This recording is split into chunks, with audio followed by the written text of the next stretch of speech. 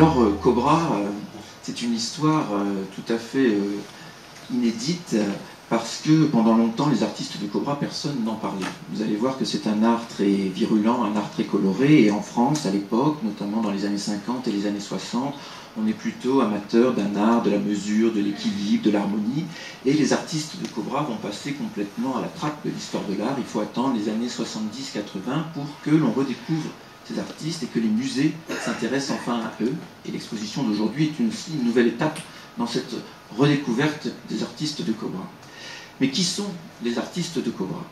Eh bien, ces artistes, ce sont des artistes originaires des pays du Nord, du Danemark, de la Belgique et des Pays-Bas, qui vont se réunir sous la forme d'un groupe qui réunit à la fois des poètes et des écrivains. Et vous avez ici, en quelque sorte, l'unique photo officielle où on a la plupart des artistes de ce groupe qui va révolutionner l'histoire de la seconde moitié du XXe siècle et qui constitue, comme j'aime le décrire, une explosion artistique et poétique au cœur du XXe siècle.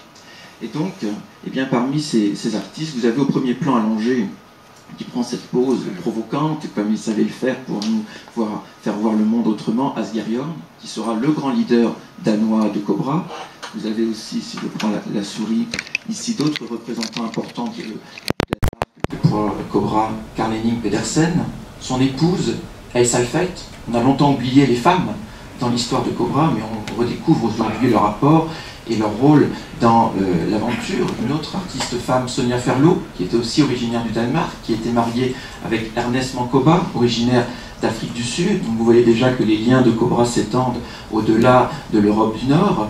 Ensuite, avec ses lunettes, Christian d'Autremont, le grand poète de Cobra que l'on va retrouver, c'est lui qui va trouver le nom du groupe Cobra, et les Danois, Karel Appel, Corneille, Constant, j'oublie ici Erup aussi, un peintre danois très important, et tous ensemble, eh bien, ils vont, pendant 3 années historiques, 3 années officielles, entre 1948, comme l'indique la photographie ici, et 1951, eh bien, constituer un groupe qui va organiser des expositions, organiser la publication d'une revue, de tracts, de rencontres internationales pour défendre eh bien, une nouvelle conception de la peinture qui est en fait un chemin presque parallèle aux circuits officiels de l'art qui étaient ceux de l'après-guerre.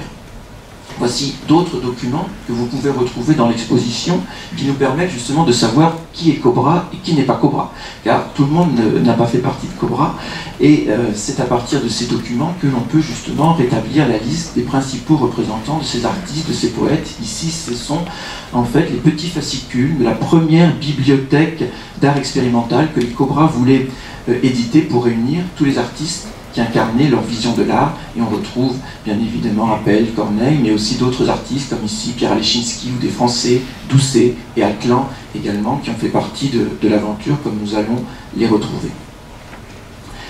Mais Cobra, comme je vous le disais, et chez Sack, vous allez voir, fait partie aussi de cette même vision de l'art, c'est un chemin à part dans le contexte de l'art de l'après-guerre.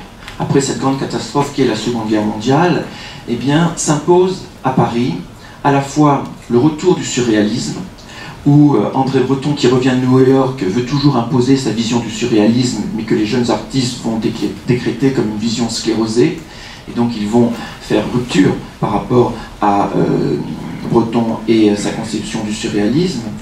L'art abstrait aussi, et la forme d'art qui triomphe enfin sur la scène artistique, mais ce n'est pas l'abstraction lyrique encore, c'est l'abstraction géométrique, qui a les faveurs de la critique, la faveur des salons, notamment le salon des réalités nouvelles, et pour les Cobra, c'est un art formaliste, stérile, qui est loin de la vie, des formes, de l'imaginaire, comme ils vont vouloir l'exploiter. Et le troisième élément qui nous permet de resituer ce contexte de l'après-guerre, qui est en fait les éléments contre lesquels les artistes de Cobra vont se positionner pour affirmer leur conception de l'art, c'est aussi le choix du Parti communiste d'ériger le réalisme socialiste comme la nouvelle doctrine de l'art soutenu par le communisme, qui devrait être l'art de la révolution, mais qui est en fait, pour les jeunes artistes de Cobra, un art de régression. On revient en quelque sorte au XIXe siècle, puisque vous le voyez, c'est à travers un art figuratif qu'il faut représenter les scènes de la vie des ouvriers, ou des paysans, et cela est totalement contraire à la recherche de modernité, de renouvellement de l'art que les artistes de Combra vont vouloir initier après ce retour de la liberté retrouvée au lendemain de la libération. Et pour opérer ce renouveau de l'art auquel ils aspirent, ils vont puiser à des sources nouvelles, des sources autres, qui, il faut se l'imaginer, n'étaient pas des sources établies, reconnues comme aujourd'hui nous pouvons les connaître. Par exemple, vous voyez, l'art africain est une source très importante pour ces artistes, comme elle l'a été pour tous les grands artistes de la modernité. Vous avez aussi les dessins d'enfants, les dessins des malades d'asile psychiatrique, qui vont être une source très importante pour les artistes de Combra, qui vont leur révéler une forme de liberté nouvelle. Vous avez l'art populaire, ici je vous ai mis par exemple une icône peinte au centre de la diapositive qui appartenait à Jacques Doucet, et qui nous montre tout l'intérêt qu'il pouvait porter à ces formes d'art populaire qui sont très éloignées de l'art académique et de l'art hérité de la tradition classique de la Renaissance. Au Danemark, il y a aussi une tradition très vivante autour de ces vestiges préhistoriques que sont les pierres runiques. Vous avez ici un exemple magnifique, ce sont des pierres tombales en quelque sorte, avec cet alphabet particulier qu'on appelle les runes, et qui forme ici, vous voyez, cette spirale du serpent, toujours le symbole du serpent qui justifie une nouvelle fois le sous-titre de l'exposition Chez Sac et Combra, et qui est vraiment l'emblème tutélaire de Combra. Aussi, les peintures des églises du Moyen-Âge, qui là aussi constituent une source nouvelle, à l'écart de l'art établi que l'on pouvait connaître, et les grands représentants de la modernité, Paul Klee, Matisse, Picasso. Je vous ai mis ici une très belle peinture de Miro, parce que comme vous le voyez sur cette peinture, sont associés les formes du peintre et les mots du peintre. Et cette idée d'association de la peinture et de la poésie est au cœur de la conception de l'art de Combra. Et Combra citait Miro, qui disait « Je ne fais aucune distinction entre la peinture et la poésie ». Et en effet, les artistes de Combra vont réunir dans leur groupe des peintres et des poètes.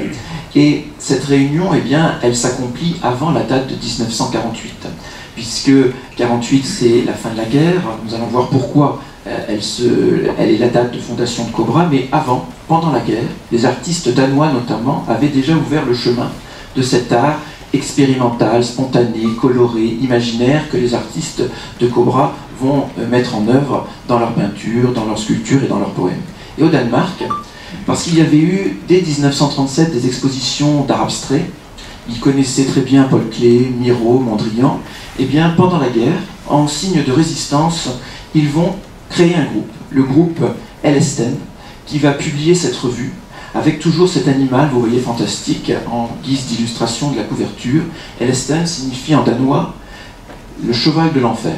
Et ils ont choisi cette référence, qui est issue des traditions des mythologies nordiques, en référence au Minotaure, qui était l'autre titre de la grande revue surréaliste du début du XXe siècle. Et au sein de ce groupe Ellesten, ils vont publier une revue, ils vont organiser des expositions et développer un art abstrait, spontané, qui va être en quelque sorte le modèle du groupe Combra, qui sera créé quelques années plus tard à Paris, en 1948. L'autre racine des origines de Combra, c'est bien sûr aux Pays-Bas qu'elle s'inscrit, puisque nous avons ces grands représentants, Appel, Corneille et Constant, qui vont constituer un autre groupe, le groupe expérimental hollandais, et qui va, sur le modèle là aussi des Danois, publier la revue Réflexe. Il faut imaginer que cette idée de créer un groupe est en fait apparue quand Constant visitait à Paris en 1946 une exposition Miro, et qu'il rencontre le Danois Asger Jorn. Et là, c'est déjà un premier point de contact entre les Pays-Bas et le Danemark. Et Constant va, sur les conseils de Jorn, créer ce groupe Réflexe qui va réunir des poètes, des artistes, peintres, sculpteurs, qui eux vont développer une conception de la peinture inspirée des dessins d'enfants, inspirée de l'art populaire, inspirée de l'art africain, mais surtout en réaction à cette abstraction géométrique qui s'impose enfin dans la critique et dans les salons, et qui est représentée par le grand maître de l'abstraction géométrique aux Pays-Bas, qui est Mondrian. Et vous avez cette phrase qui est restée célèbre de Constant, « Allons remplir la toile vierge des Mondrian, même si ce n'est qu'avec nos malheurs ». Et c'est en effet cette volonté de donner vie à la matière, de donner vie aux formes que les artistes de Cobra recherchent contre le formalisme, comme ils disent, de l'art abstrait, qui est alors à la mode à Paris et en Europe. L'autre origine de Cobra, parmi les trois pays fondateurs du groupe, c'est bien évidemment la Belgique, qui est incarnée plutôt par des poètes, tout d'abord, et notamment Christian d'Autremont, que l'on retrouve ici sur cette photo avec ses lunettes épaisses. Christian d'Autremont est en fait le leader à cette époque-là du surréalisme révolutionnaire. Je vous disais que Breton avait voulu réinsérer à Paris ces théories surréalistes, mais les jeunes veulent associer à la révolution poétique et la révolution politique. Et ils veulent donc associer surréalisme et communisme. Et André Breton, lui, ne veut pas du tout entendre parler d'implication politique. Et donc, eh bien, des jeunes artistes français, belges, mais il y aura aussi des Tchèques, des Allemands, vont créer ce surréalisme révolutionnaire. Et en 1947, lors de la première conférence internationale du surréalisme révolutionnaire à Bruxelles, dont nous avons une photo publiée dans ce premier numéro, va participer le Danois Asger-Jorn, qui est ainsi, vous voyez, le lien entre les Belges, les Néerlandais et les Danois. Et cette rencontre, eh bien, va précipiter en quelque sorte la fondation de Cobra, un an plus tard, en 1948, à Paris. Mais, entre-temps, il se passe quelque chose de très important pour expliquer eh bien, la naissance de Cobra et l'esprit aussi des artistes de Cobra. C'est la création de ces peintures mots que nous connaissons à travers 4 ou 5 exemplaires aujourd'hui conservés, qui illustrent la volonté d'art collectif des artistes de Cobra, puisque on ne sait pas très bien dater le moment précis, quand Christian d'Autremont et Asger-Jorn, toujours eux, les deux principaux leaders du groupe, vont créer ces œuvres d'une nouvelle manière. Ce n'est plus, comme on pouvait le faire auparavant, le peintre d'un côté qui dessine des formes pour illustrer le poème du poète. C'est ensemble, au même moment, dans un même espace, sur une même toile, que le peintre et le poète vont créer ces peintures mots. D'Autremont disait que les formes du poète agencent les mots du poète, pardon, et que les mots du poète agencent les formes du peintre. Et en effet, c'est cette fusion de la peinture et de la poésie qui est au cœur de l'esprit de Cobra, qui s'illustre ici dans ses premières œuvres fondatrices et qui nous rappelle que les Cobra veulent dépasser en quelque sorte toute approche spécialiste de l'art pour inscrire l'art au cœur de la vie quotidienne. Et cette volonté de faire de l'art en fait une émanation de la vie quotidienne, elle va s'exprimer lors de la fondation officielle de Cobra, le 8 novembre 1948. Pourquoi cette date? Tout simplement parce que c'est le moment où les surréalistes révolutionnaires organisent à Paris la 2e grande conférence internationale de leur groupe. Et là sont présents les Danois représentés par Asger-Jorn, les Néerlandais Appel, Corneille et Constant, et les Belges d'Autremont et un des amis poètes de d'Autremont, Joseph Noiret. Et ces 6 amis ne vont pas du tout apprécier les querelles byzantines des Français qui se querellent sur les questions théoriques de poésie et de peinture, et ils vont claquer la porte de cette conférence et s'installer dans l'arrière-café d'un petit hôtel près de Notre-Dame, à Paris, et sur un coin de table, ils vont décider de fonder leur propre groupe. Et ils vont écrire ce texte, « La cause était entendue », en référence à un autre texte de Breton, « La cause est entendue ». Et ils vont affirmer les principes de leur art, que l'on peut résumer en 2 points, que j'ai soulignés sur ce texte, qui sont eh bien, la volonté d'avoir une approche expérimentale de la peinture, c'est-à-dire chercher du nouveau, en dehors des chemins établis de l'art, et notamment de l'art académique, qui est encore celui que l'on voit eh bien, dans les revues, dans les musées, qui ont parfois eh bien, été ceux enseignés dans les écoles d'art qu'ont fréquenté quelques années ces jeunes artistes de Cobra, mais qui ne vont pas trouver dans ces écoles l'enseignement qu'ils recherchent. Et vous voyez, ils disent qu'ils veulent une collaboration organique, toujours dans cette volonté de réunir l'art et la vie au cœur de la création artistique. Et enfin, cette phrase prophétique, programmatique, nous travaillons ensemble, nous travaillerons ensemble. Cette approche collective, participative, qui là aussi veut réunir à la fois les artistes, les poètes, mais tout le monde en fait, autour de la création, parce que pour les artistes de Cobra, nous sommes tous animés de ce pouvoir artistique qui est en nous, qu'il faut vivre, qui doit se révéler, et qui fait appel à la participation de tous et des spectateurs, notamment dans la perception des œuvres. Et donc, à la suite de la rédaction de ce texte, les jeunes artistes de Cobra vont vouloir, eh bien, trouver un nom. Parce que je ne vous ai pas encore expliqué pourquoi ce nom de Cobra. C'est Christian d'Autremont, le grand poète, qui va proposer plusieurs noms, Lou, Isabelle et d'autres, mais bien évidemment, c'est l'idée de Cobra. Certains ont dit que Cobra était son chef-d'œuvre, et c'est vrai, parce que, à travers ces quelques lettres, eh bien, il peut affirmer toute la vision du groupe. Cobra, ce sont, comme vous le savez, les initiales de Copenhague, Bruxelles et Amsterdam. Et ce choix, c'est un choix très fort, puisqu'il met à distance Paris. C'est la volonté de marquer une certaine opposition à l'art parisien, cet art de la mesure, cet art abstrait, cet art formel qui caractérise Paris à l'époque, et de revendiquer des origines nordiques, de décréter que Cobra n'est pas la seule capitale des arts comme on le pensait encore à l'époque. Paris, excusez-moi. Cobra, c'est aussi un nom qui ne se termine pas en isme, comme l'étaient tous les grands groupes artistiques de la modernité et au-delà. Et ce isme était symbole de dogmatisme, de théorie. Or, les artistes de Cobra sont contre le spécialisme, contre toute approche dogmatique. Et Cobra, enfin, c'est bien évidemment le serpent, c'est l'animal tutélaire, c'est l'imaginaire, c'est le serpent qui rampe sur le sol, c'est l'évocation de la matière, l'évocation des puissances telluriques qui vont fasciner les artistes de Cobra et qui font appel à cette imagination qui est au cœur de leur démarche artistique. Et donc, avec ce nouveau nom, ils vont publier une revue. Vous avez ici la couverture de la revue, du premier numéro de la revue Cobra, qui est, et là aussi c'est programmatique, eh bien, une œuvre collective des Danois, Asger Jorn, Carl Henning Pedersen et Egil Jacobsen, avec toujours cet humour à l'œuvre. Vous voyez, les lettres Cobra s'animent de regard, toujours cette vie de la matière, des formes, des lignes que les artistes de Cobra eh bien, veulent nous révéler, veulent nous inviter à explorer. Cette recherche aussi de provocation avec cette image d'un ancien surréaliste danois qui illustre la couverture du numéro 4. Ici, le numéro 7, Cobra, c'est une ardoise de Raoul Lubac, qui a aussi fait partie des amitiés Cobra. Et dans cette revue, eh bien, sont publiés les manifestes des artistes, les catalogues des expositions avec la liste des œuvres qui ont été présentées, des poèmes, des illustrations. C'est une revue absolument magnifique, très riche, très complète, qui aborde des sujets très variés. Vous voyez ici le numéro 3, vous avez une caméra de représenter parce que tout ce numéro est consacré au cinéma expérimental.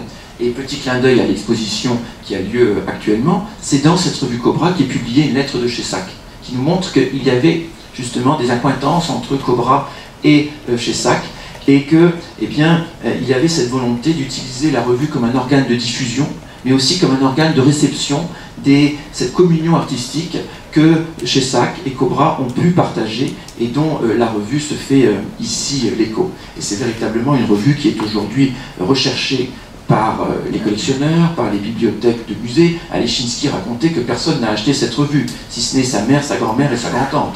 Et donc, vraiment, ce sont des numéros très rares et qui sont encore eh bien, une source de connaissances extraordinaires et qui doivent encore être explorées par les musées et les historiens de l'art.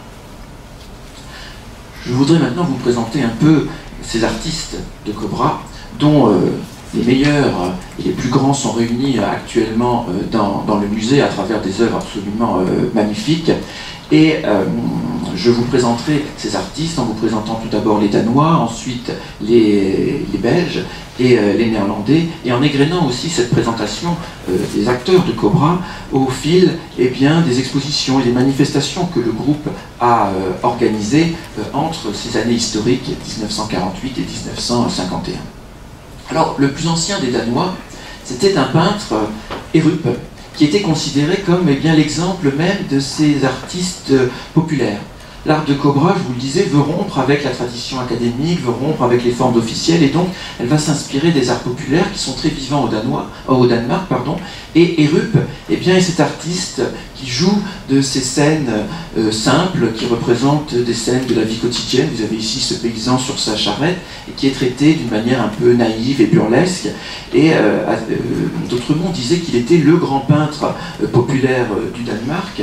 Il pratique aussi la sculpture. Vous avez dans l'exposition le serpent Cobra.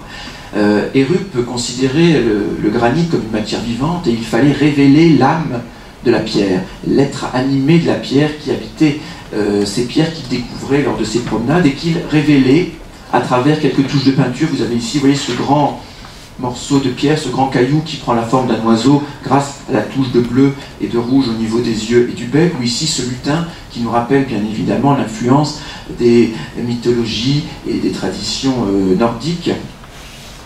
Un autre artiste très important dans l'histoire de Cobra, c'est Egil Jacobsen.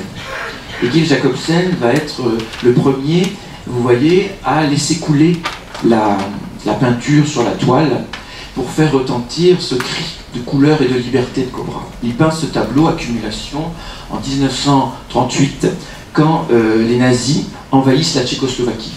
Et pour protester contre cette invasion, eh bien, il va laisser la peinture couler de cette manière pour justement exprimer cette détresse, cette colère. Et c'est le moment où vous voyez les formes ne coïncident plus avec la couleur. Et Asgerion disait que Egil Jacobsen est le premier à avoir ouvert la voie du colorisme spontané. Cette spontanéité que les artistes de Cobra vont vouloir explorer pour faire jaillir de nouvelles formes, faire jaillir un nouveau geste qui doit réveiller l'imaginaire et qui ici fait retentir ce cri de colère, ce cri de jeunesse que Cobra va ensuite reprendre. C'est vraiment une étape très importante parce que ce tableau au Danemark va avoir une influence très grande sur les artistes plus jeunes comme Asgerion que nous allons retrouver tout à l'heure, qui va lui aussi vouloir explorer cette spontanéité du geste, mais non pas d'une manière purement abstraite, toujours en évoquant l'imagination et une fantaisie personnelle. Après ce tableau, Egil Jacobsen va s'intéresser aux formes de l'art africain, et notamment il va utiliser le masque comme base, comme structure pour organiser ces tableaux, mais toujours avec ces formes qui vont laisser apparaître des mâchoires grandes ouvertes, des yeux, des regards qui nous observent et qui nous sont destinés. À côté d'Asgerion, le grand représentant danois de Cobra, c'est Carl Henning Pedersen. C'est un très beau dessin de Pedersen dans l'exposition où on retrouve ces visages inspirés de l'art africain, inspirés aussi des rêves. Pedersen connaissait très bien la psychanalyse et la peinture est pour lui l'exploration d'un monde parallèle, d'un monde personnel. Ces peintures sont peuplées de couleurs légendes, comme disait Egil Jacobsen, et il s'inspire surtout, comme vous le voyez ici, de la composition des peintures des églises du Moyen-Âge qui se trouvent aux alentours de Copenhague. Et vous voyez qu'ici, il n'y a pas de respect des proportions, de la perspective. Ce sont d'abord sur des fonds fleuris que les personnages s'organisent, que l'histoire se déroule sur ces scènes successives. C'est de la même manière, mais en reprenant aussi l'héritage de Van Gogh et des expressionnistes, vous savez, cette touche ici très vive, qui va faire jaillir ces paysages de nuit, de jour, où l'on retrouve ces grands châteaux imaginaires, ces palmiers, ces soleils étoiles, qui caractérisent la poésie de la peinture de Pedersen, cette poésie aussi de l'enfance, qui va beaucoup influencer les Néerlandais, notamment Appel, Corneille et Constant, quand ils vont découvrir, au moment de la prise de la première photo que je vous ai montrée, cette peinture au Danemark, quand ils seront invités par les Danois à assister à une de leurs expositions. Pedersen était marié avec Else Alfett, qui elle s'inspire plutôt des paysages, des montagnes et des paysages danois pour les traduire d'une manière plus abstraite, mais toujours fondée sur une couleur très forte et très puissante. Je vous disais que l'art des artistes femmes de Cobra est aujourd'hui recherché, redécouvert. Le musée Cobra d'Amstelveen leur a consacré une exposition en ne s'intéressant qu'aux artistes femmes de Cobra. Et parmi ces artistes, il y a aussi Sonia Ferlo, qui elle aussi utilise les masques africains comme fondement de sa sculpture pour évoquer, vous voyez, ici d'une manière très simple, très géométrique, ces visages qui nous regardent. Et son mari, Ernest Mancoba, qui était originaire d'Amérique du Sud, va, avec cette touche très préhistorique, va organiser son tableau en s'inspirant, en filigrane, d'autres chefs-d'œuvre de l'art africain, les reliquaires Kota. Je vous ai mis un exemple ici, vous voyez, nous retrouvons véritablement la forme qui sert de base pour ensuite la traiter d'une manière très libre, très spontanée, dans une démarche abstraite, mais qui, vous voyez, n'est jamais totalement abstraite. Les artistes de Cobra ont tout de suite dépassé la question de l'abstraction et de la figuration. Alors que dans les années 50, il fallait appartenir à une chapelle ou à l'autre. Et c'était en quelque sorte la guerre ouverte entre les partisans de l'abstraction et les partisans de la figuration. Et ce chemin parallèle que Cobra va tracer, qu'incarne aussi Chessac, c'est de dépasser ces principes pour dire qu'une œuvre n'est jamais complètement abstraite, elle figure toujours quelque chose. Et c'est ce que Asgherion a toujours démontré. Et Asgherion aimait faire par exemple un petit test dans les rues de Copenhague. Asgherion est un artiste vraiment très important, il sera peintre, théoricien, céramiste, sociologue. Il a toujours dit qu'il avait appris l'art dans l'arrière-boutique d'un salon de tatoueurs du port de Copenhague. Alors, c'est bien sûr exagéré, puisqu'il était venu à Paris sur sa mobilette pour suivre les cours de Kandinsky. Mais Kandinsky, n'ayant pas d'atelier, il a suivi les cours au sein de l'atelier de Fernand Léger, mais c'est vraiment par lui-même, au gré de ses voyages, de ses rencontres, qu'il va forger sa propre vision de la peinture. Et cette vision, il l'exprimait lors de ce petit test qu'il faisait au contact de la population à Amsterdam. Il montrait à des gens un gribouillage qu'il avait dessiné sur un morceau de papier et leur disait « Que voyez-vous » Et ce gribouillage, on pouvait presque le voir sur ce grand papier peint à l'aquarelle où il demandait aux gens « Que voyez-vous » Et certains disaient « Je vois un paysage, un visage, un animal, un arbre, un oiseau ». C'était pour lui la démonstration que toute forme abstraite, aussi informe soit-elle, est toujours l'évocation de quelque chose qui réveille l'imaginaire du spectateur. Et je trouve vraiment que c'est ce qui se passe ici, dans cette magnifique aquarelle de Jorn, où nous avons dans chacun de ces coins, dans chacune de ces formes, des recoins, des lignes, des courbes et des contre-courbes, quelque chose qui apparaît, quelque chose qui nous révèle un monde caché et qui explore notre propre intériorité. Et ça, c'est quelque chose de très cher à Asgherion, qui veut, comme il le dit dans cette citation que je vous ai mise à l'écran, explorer au moyen de cette spontanéité irrationnelle, atteindre la source vitale de l'être. Cette spontanéité irrationnelle, elle vient du surréalisme. Les surréalistes qui pratiquaient l'écriture automatique et qui ont été les premiers à dire qu'il fallait créer en dehors du contrôle de la raison. Et cette idée, les artistes de Cobra en sont les héritiers.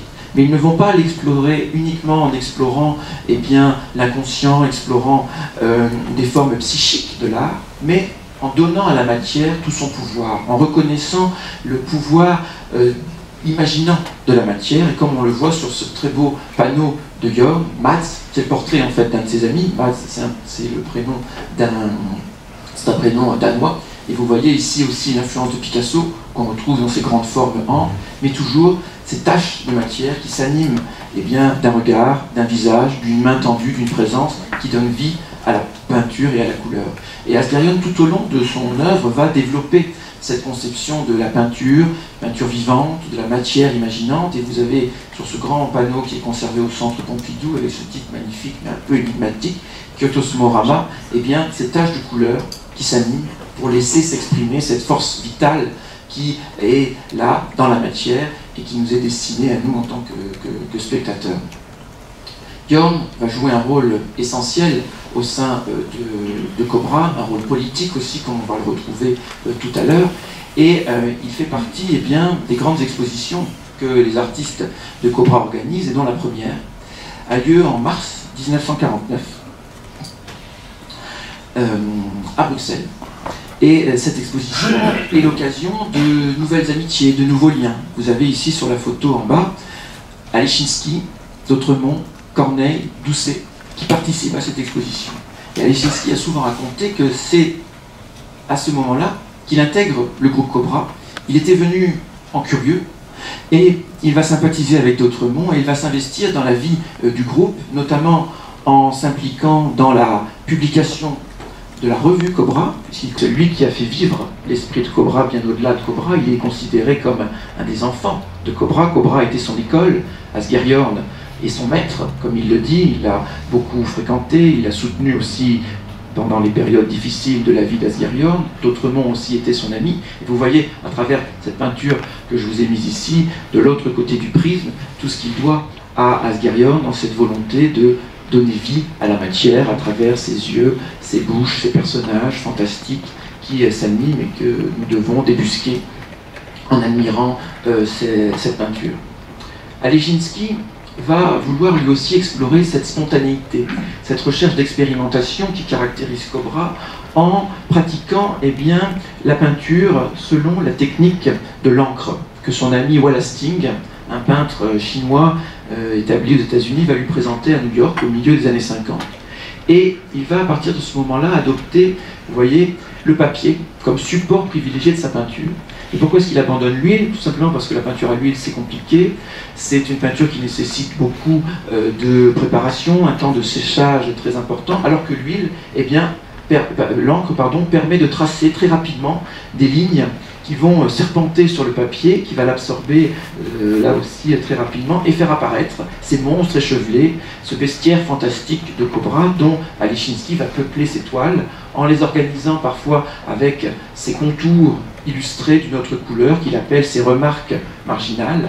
Et ce sont des œuvres aujourd'hui qui incarnent justement la pérennité de cet esprit imaginaire, fantastique de Cobra. Vous avez ici, je ne résiste pas, plaisir de vous la montrer, cette œuvre avec ce titre Cobra de transmission, qui nous rappelle le rôle que Alechinsky joue aussi dans la poursuite de l'aventure de Cobra et le maintien de la mémoire de Cobra, et cette ligne qui serpente une nouvelle fois, qui est l'emblème du groupe, et ses remarques marginales tracées en bas de la toile, selon une autre technique, la lithographie.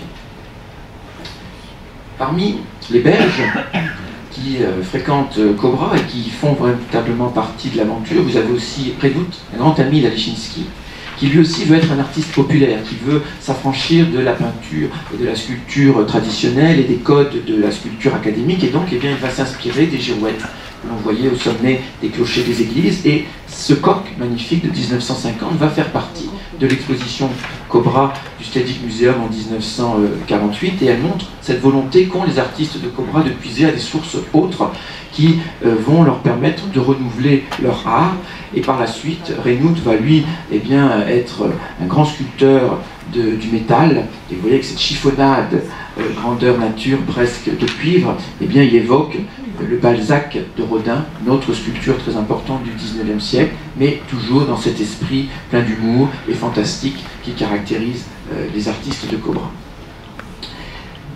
Comme je vous le disais, les artistes peignent, ils écrivent des poèmes, ils partagent une même conception de l'art, et les expositions sont l'occasion de révéler au grand public cette nouvelle conception de la peinture.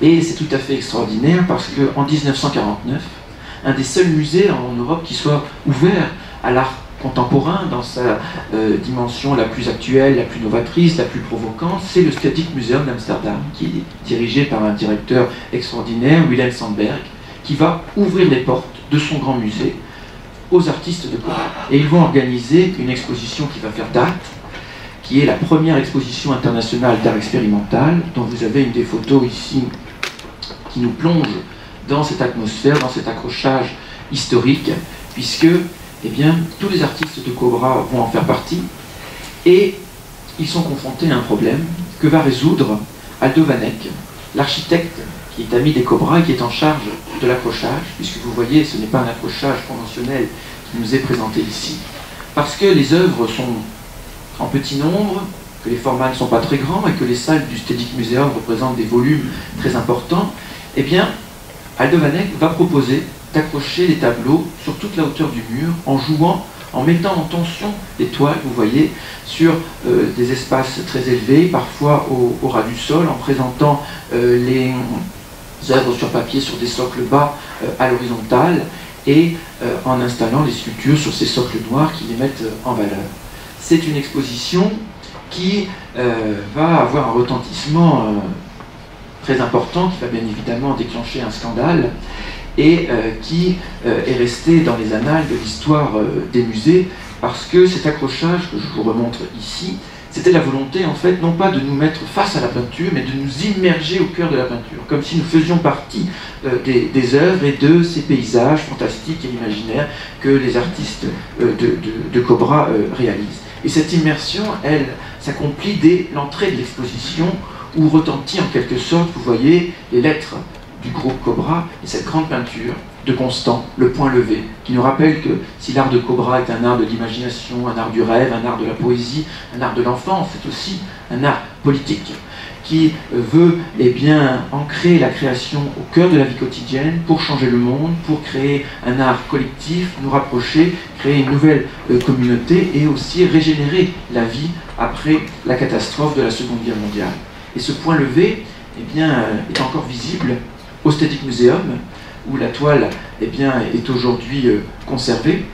Ce point levé, c'est cette recherche de révolution. Constant a écrit dans son manifeste, c'est notre désir qui fait la révolution. Ce désir, c'est le désir de trouver des formes nouvelles, des formes qui vont perturber notre regard, qui vont nous faire voir les choses autrement, et qui s'illustrent à travers ce point levé ou cette main tendue que l'on retrouve souvent dans la peinture de Constant.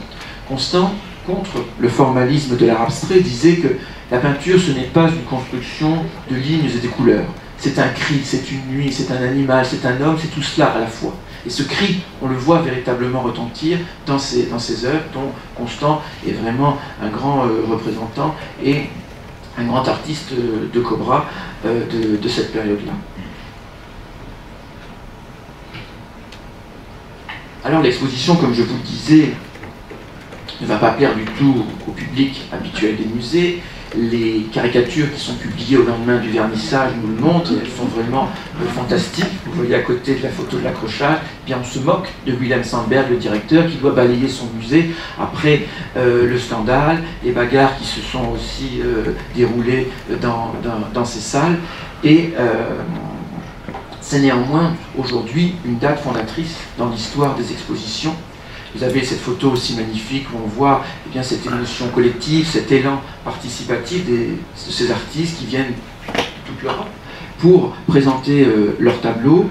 Et je vous ai mis aussi cette archive sur la diapositive parce que après le scandale qui va se répandre dans la presse, D'Autremont va organiser un cortège funèbre dans la ville d'Amsterdam et il va diffuser ce tract magnifique où il est écrit « Et je ne vais dans les musées que pour enlever les muselières ». C'est une formule magnifique qu'on pourrait réécrire parfois en haut des entrées de musées, et qui nous rappelle cette recherche de liberté que les artistes de Cobra revendiquent dans leur art, et dont le Stedelijk Museum a été le premier à s'en faire l'écho.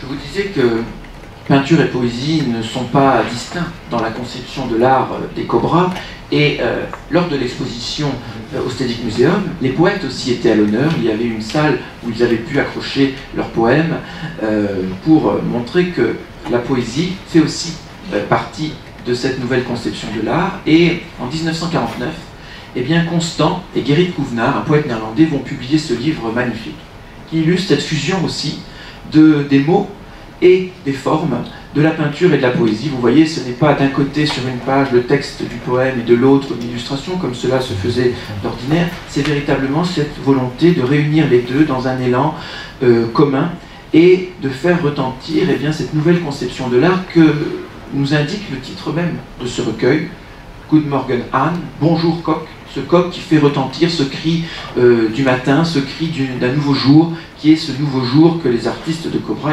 nous invitent à parcourir, à découvrir et qu'ils ont ouvert dès ces années difficiles de l'après-guerre.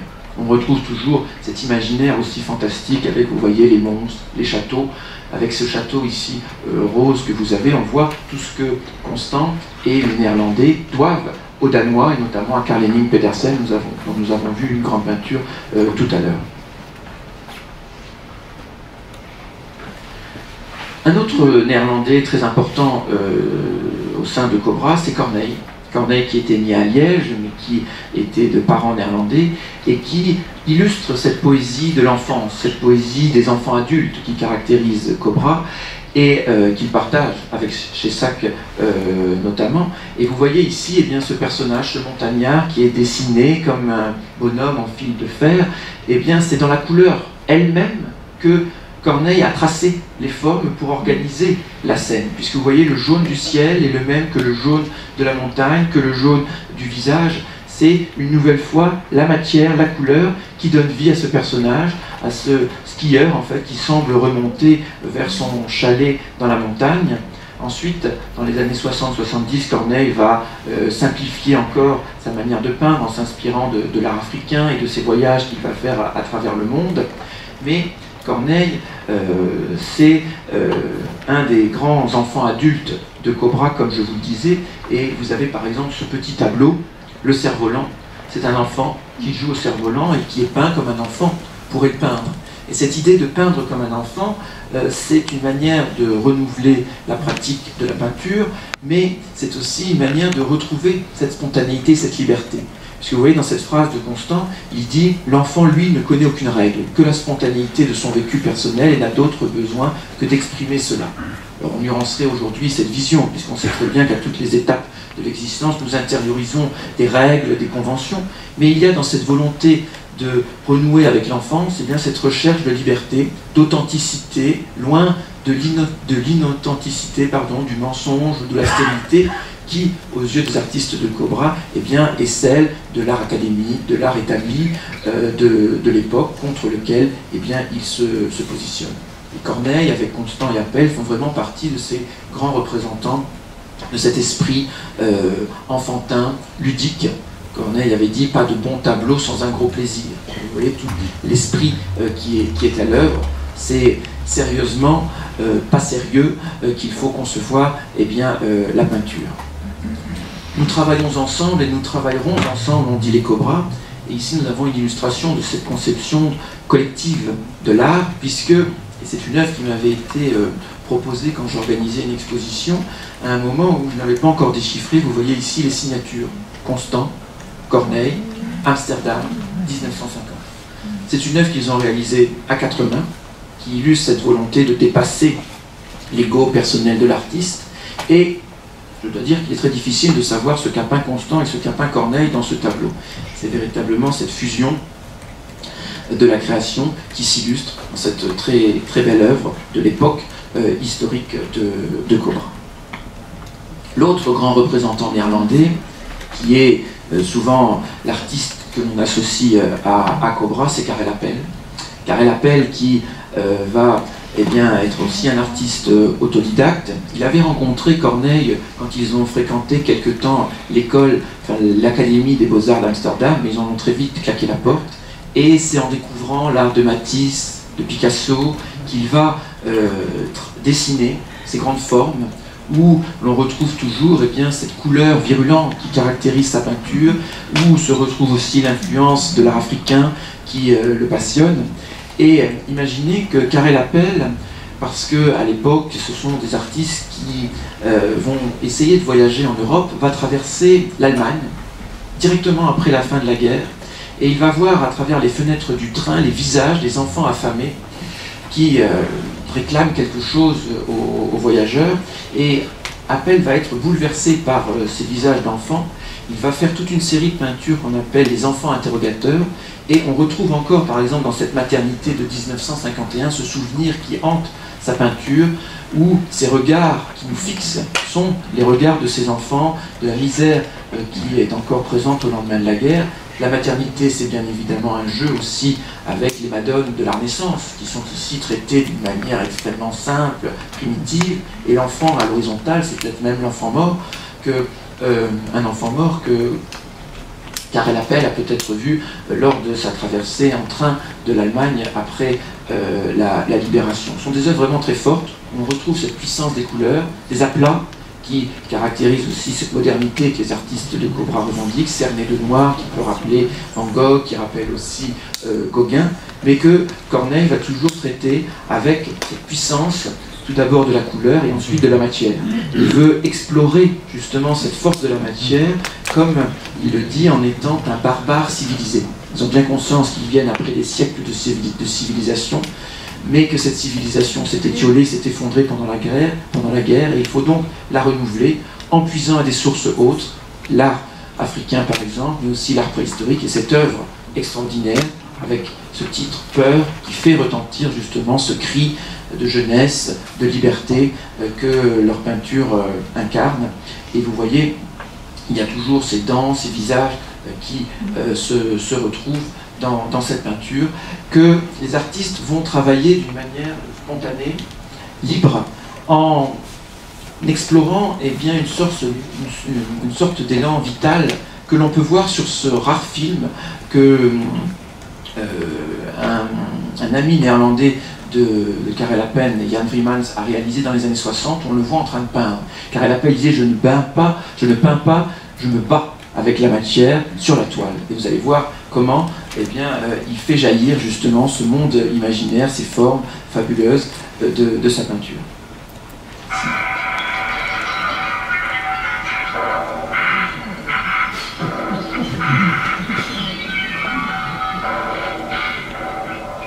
C'est Appel qui a fait la musique en détruisant des pianos dans les salons de Philips à Amsterdam.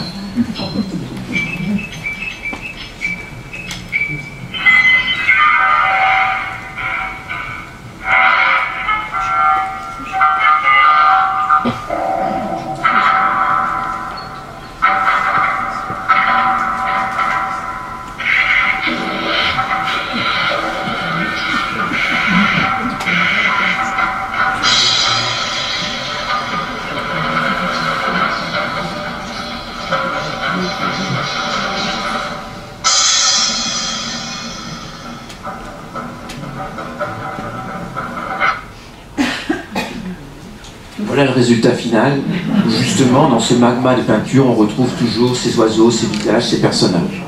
Alors je dois vous faire une confidence, je dis toujours dans mes livres que c'est un élan de spontanéité, que c'est cet élan vital qui s'exprime, et quand j'ai rencontré Pierre Alechinsky, il me sort dans sa bibliothèque un petit schéma d'Asguérion en disant ici on va mettre du rouge, ici on va mettre du noir, ici on va mettre du bleu, et donc bien évidemment qu'il y a une pulsion, il y a un élan, mais tout ça est aussi préparé, il y a une grande conception mentale, une anticipation aussi qui est là, mais qui va s'accomplir dans cet élan spontané qui est la création, et cet élan doit aussi nous entraîner dans la contemplation de ces œuvres.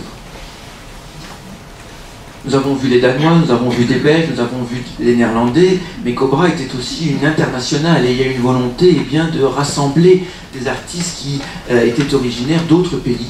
Et nous avons aussi au sein de Cobra des Anglais, notamment Stephen Gilbert, qui peignait, vous voyez, ces papillons tête de mort, ces insectes fantastiques. Asguérion l'avait rencontré en fait au Salon des Surindépendants en 1948, et comme il était un peu à contre-courant de l'art abstrait ou de l'art figuratif d'un Bernard Buffet par exemple, Jorn va l'inviter à participer à Cobra. Il y avait aussi un sculpteur, Shinkichi Tajiri, d'origine japonaise, mais qui avait servi pendant la guerre dans l'armée américaine, qui est à Paris à cette époque-là, qui va créer des sculptures d'un jour sur les quais de Seine. Vous avez ici ce monstre magnifique, photographié par Sabine Weiss, qui était là et qui était aussi l'ami de certains Cobras, des Français. Alors parmi ces artistes français qui ont eu le courage de faire partie de Cobra parce qu'ils étaient liés aux amis danois, néerlandais et belges, vous savez, Atlan qui a passé la guerre parce qu'il était juif, en simulant la folie à l'hôpital Sainte-Anne pour ne pas être déporté, et après la guerre, il va être un artiste très important qui est lui aussi entre abstraction et figuration, qui laisse, vous voyez, se dessiner sur le papier ces grandes formes noires qui font apparaître ces formes inspirées de l'art africain, inspirées, comme il disait, de la mystique et de l'érotique africaine. Un grand artiste de cette époque-là qui va accueillir, parce qu'il était un peu plus âgé, les Cobras à Paris dans son atelier. Jacques Doucet, un grand ami de Corneille, d'Appel, qui va, lui, passer la guerre pendant quelques temps dans une des prisons dans une des cellules, de la prison de la Santé à Paris. Et il a vu les graffitis qui avaient été gravés sur les parois par les précédents occupants de sa cellule, et il a trouvé qu'il y avait une émotion, il y avait une énergie. Il parle de l'énergie libératoire des graffitis. Et ce sont ces petits graffitis, vous voyez, qu'il a ensuite repris sur des papiers, qu'il a ensuite collé sur cette forme. Et cette forme, vous voyez, qui me rappelle en fait presque, cette forme abstraite qui me rappelle un tableau de Poliakov, mais vous voyez, ici, elle va se prolonger pour s'animer de ses griffes, de ses mains, de ses yeux, pour toujours donner vie à ces formes et jouer, parce que ces artistes envisage la création comme un jeu et comme une dimension ludique très importante, d'où c'est ici l'accompli, en référence à ces graffitis qui l'ont inspiré.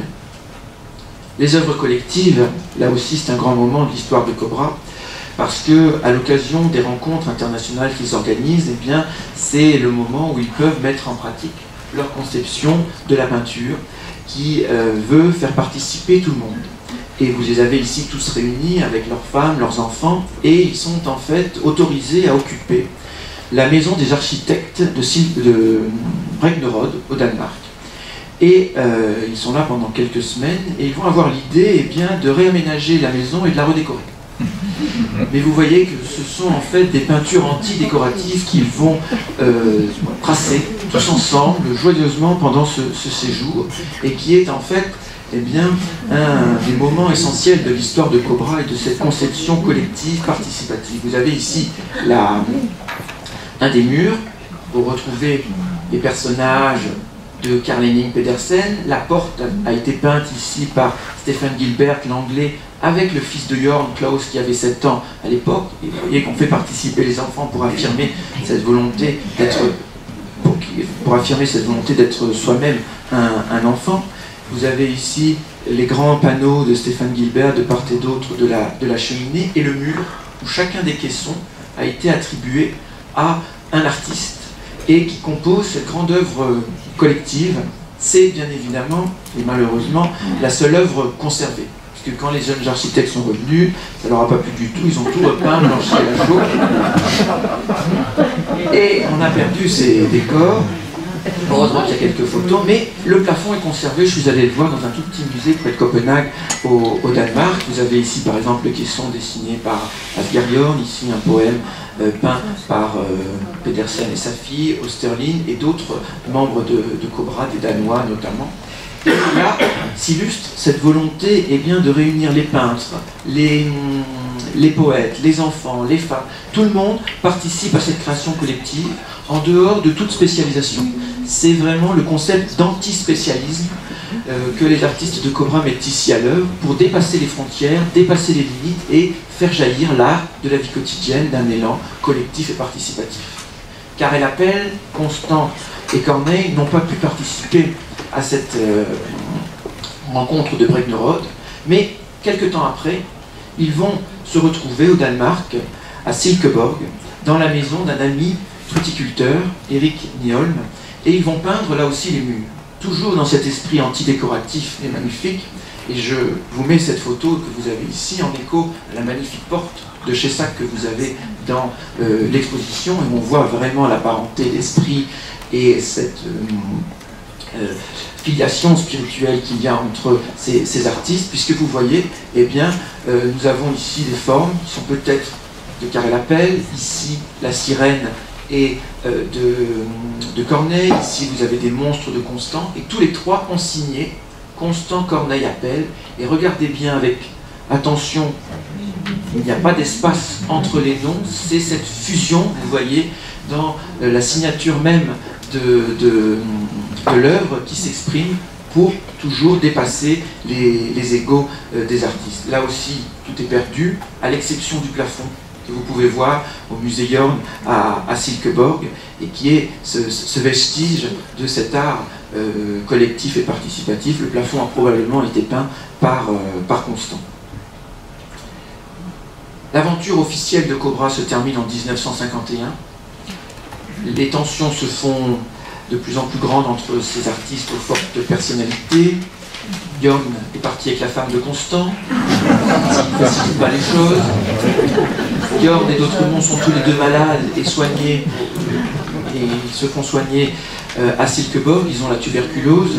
Et donc Alechinsky a la mission d'organiser une dernière grande exposition au Palais des Beaux-Arts de Liège, et dans le 10e numéro de la revue Cobra, sur la 4e de couverture, il fait écrire que c'est la fin de Cobra. Mais bien évidemment, Cobra est mort, vive Cobra. Et l'esprit de Cobra va perdurer. Les artistes qui ont participé à ce groupe vont faire partie des grands représentants de l'art de la seconde moitié du XXe siècle, et on peut considérer Cobra comme une origine future de cette partie du siècle. Le premier à faire l'objet d'une reconnaissance internationale, c'est Karel Appel. Dès 1954, vous voyez, il expose à New York, et il va faire partie des grands artistes informels des années 50. Constant, quant à lui, eh bien, va abandonner le bestiaire imaginaire et les formes ludiques de Cobra pour créer une utopie sociale et politique inspirée du mode de vie des Tziganes, qu'il va intituler New Babylon, projet vraiment très, très intéressant qui fait aujourd'hui l'objet d'expositions dans les musées du monde entier. Mais les artistes de Cobra vont continuer de se fréquenter, de se retrouver, et notamment à l'invitation d'Asgherion. En 1954, ils vont se retrouver à Albisola, ce petit village d'Italie qui est un village de céramistes historiquement. Et là, tous ensemble, ils vont créer des céramiques. La céramique qui est en fait une nouvelle technique qu'ils vont explorer, qui leur permet justement de travailler cette matière, pour faire apparaître une nouvelle fois de la matière même de la terre, eh bien, ces visages, ces regards, ces formes pleines de jeu et d'humour. Vous avez ici ce grande assiette de Karel Appel qui fait écho au très grand modèle que vous avez dans les vitrines de l'exposition juste à côté. Cet humour qui est aussi à l'œuvre dans cette autre conception de la céramique. Vous voyez ce renversement des choses, le bouffon qui est justement le symbole de ce monde carnavalesque de l'inversement, du renversement. Et bien ici, le décor de la céramique a été peint à l'intérieur et non pas à l'extérieur comme cela se fait traditionnellement par Asgherion. C'est une œuvre merveilleuse qui fait aussi partie de l'exposition que vous pouvez voir ici. Ces rencontres internationales vont aussi s'élargir à travers d'autres contacts et d'autres groupes, puisque Asgherion va faire partie d'un moment très important de l'histoire de la seconde moitié du XXe siècle, qui se centre autour eh bien, du groupe de l'international situationniste, autour de Guy Debord, qui a écrit le fameux livre « La société du spectacle », qui dénonce les nouvelles formes de la société moderne et contemporaine, et qui est à l'origine eh bien, des mouvements de mai 68 auxquels les artistes de Cobra vont se faire l'écho. Et vous avez ici les 4 célèbres affiches que Jorn va réaliser en mai 68 en soutien aux étudiants, en soutien au mouvement, avec volontairement ces fautes d'orthographe, ces fautes de grammaire, qui sont là aussi l'expression eh bien, de cette distance, de cette critique des règles que Jorn met toujours à l'œuvre pour réinventer le langage, réinventer les formes d'une nouvelle manière. Ce sont des affiches absolument fantastiques, et peut-être les plus belles affiches de mai 68. Ce détournement qui caractérise l'esprit situationniste, mais qui était déjà là à l'œuvre dans l'esprit de Cobra, Jorn va continuer de le pratiquer dans ses œuvres fantastiques qu'on appelle les modifications. Il a fait les puces à Saint-Ouen, il a acheté des vieilles toiles, des croûtes, qui sont en fait des copies des grands tableaux. Vous avez ici Monet, vous avez les Madones de la Renaissance. Et pour exprimer une certaine critique contre l'art officiel, l'art commercial, eh bien, il va les détourner en faisant apparaître, vous savez, ces figures, ces tâches, ces personnages qui font eux aussi retentir eh bien, ce cri de contestation, de liberté qui caractérise le début de ces années 60. C'est vraiment une série tout à fait intéressante et politique. Vous avez ici un très beau tableau. Vous voyez ce portrait de petite fille qu'il va détourner en lui apposant cette moustache, clin d'œil à la moustache que Marcel Duchamp avait dessiné sur une carte postale représentant la Joconde. Mais le titre est aussi très important, l'avant-garde ne se rend pas. Et là, c'est cette volonté de continuer ce combat artistique et politique qui avait été initié dès les années Cobra, après-guerre. D'un côté, Mater Profana, en référence au Mater Dolorosa de la Renaissance, toujours cette idée de profanation pour justement renouveler les choses. Une autre invention importante qui prolonge l'esprit de Cobra et cette volonté de réunir l'art et la poésie, c'est l'invention par Christian d'Autremont, le poète, des fameux logogrammes. Vous vous souvenez des peintures mots que Christian d'Autremont et Jorn avaient réalisées juste avant la fondation de Cobra. Et cette idée de considérer la poésie comme une forme d'expression plastique, qui n'est pas seulement une expression poétique, eh bien d'Autremont va l'incarner en inventant les logogrammes. Les logogrammes, ce sont des manuscrits de premier jet. C'est-à-dire que c'est un poème qu'il va peindre à l'encre en déformant les lettres. Il disait, c'est en franchissant le mur de l'illisibilité qu'il révèle les qualités plastiques de la peinture, qu'il révèle la poésie, parce que pour lui, la vraie poésie, c'est celle où l'écriture a son mot à dire. Toujours ces formules magnifiques de Christian d'Autremont, et ici vous avez ce grand logogramme en diptyque qui est en fait un dialogue entre Christian d'Autremont et sa muse, cette jeune fille danoise qu'il avait rencontrée dans sa jeunesse et qui n'a jamais répondu à son amour, mais qu'il va chanter dans ses poèmes. Et en bas du logogramme, je ne sais pas si vous le voyez bien, il y a la retranscription du texte, parce que ce n'est pas une calligraphie purement lyrique et gestuelle. Un vrai logogramme de d'Autremont, vous avez celui-ci dans l'exposition, a toujours sa transcription au crayon à papier en bas de la feuille. Il y en a certains, il n'y en a pas qui circulent dans le marché, mais c'est une erreur. Et ce n'est pas bien de faire ça, mais bon, peu importe. Et ces formules magnifiques, tes jours sont comptés, mais non les siècles qu'il y a dedans. Cette note de désespoir et d'espoir mélangés. Vous avez ici Christian d'Autremont traçant ces logogrammes. Toujours cette recherche de spontanéité qui va justement nous révéler cette beauté plastique des formes, et ici cette beauté de l'écriture, avec ces modulations de l'écriture que d'Autremont pratique à travers différentes techniques, différentes couleurs. D'Autremont écrivait en changeant son écriture d'une feuille à l'autre et en fonction de ses correspondances. Cet esprit collectif, on le retrouve, vous voyez, puisque d'Autremont va inviter Karel Appel à Bruxelles pour qu'ils réalisent ensemble des peintures mots. C'est un duo pour pinceau et crayon. On retrouve, vous voyez, la virulence, la puissance des formes, de la touche, du geste de Karel Appel, et avec les rondeurs, la douceur du logogramme de Christian d'Autremont. Sont des œuvres vraiment magnifiques qui nous montrent aussi cette pérennité de l'esprit de Cobra. Et ici, une autre réunion des amis de Cobra, Alechinsky, Christian d'Autremont, qui vont créer cette sorte de bébé expressionniste imaginaire. Vous voyez les taches d'encre d'Alechinsky font apparaître ces personnages fantastiques qui prennent la parole sous la plume de Christian d'Autremont, avec une nouvelle fois ce dialogue magnifique. La nuit venue, j'allume un peu d'écriture pour voir et je ne vois rien. Alors je rampe sous les lettres et je m'envole dans ce que j'ai dit. Toujours cette évocation de la poésie comme porte d'entrée de l'imaginaire. Les Cobras disaient la vraie poésie, c'est la réalité. Et vous voyez qu'ici, on en a aussi une illustration magnifique. Alechinsky, je vous le disais, a fait partie de ceux, et continue de le faire, qui défendent la mémoire de Cobra et qui pratiquent toujours une peinture dans l'esprit de Cobra. Dans les années 70, c'est Karel Appel qui l'invite chez lui à Bougival, ou Karel Appel qui invite Alechinsky à New York, et ensemble, ils vont réaliser ces encres à deux pinceaux.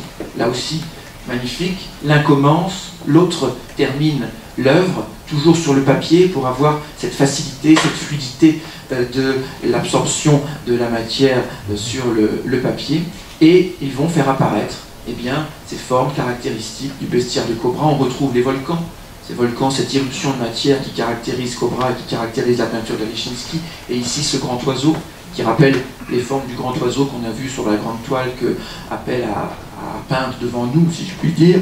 Et un troisième ami participe dans cet esprit de collaboration, c'est Hugo Claus, le grand écrivain belge, qui lui aussi a fait partie de l'aventure Cobra. À l'époque de Cobra, il peignait même parfois, et on connaît certaines de ses peintures, et il va en quelque sorte mettre en poésie ses œuvres en écrivant des poèmes pour chacune des encres réalisées par Appel et Yor. Et ici, il a commencé son poème avec ces mots: pour la tantième fois, histoire bien souvent racontée, l'albatros géant en vol plané atterrit sur la mer. L'albatros, c'est un clin d'œil à un poème très célèbre de Baudelaire, symbole de la solitude et de la mélancolie.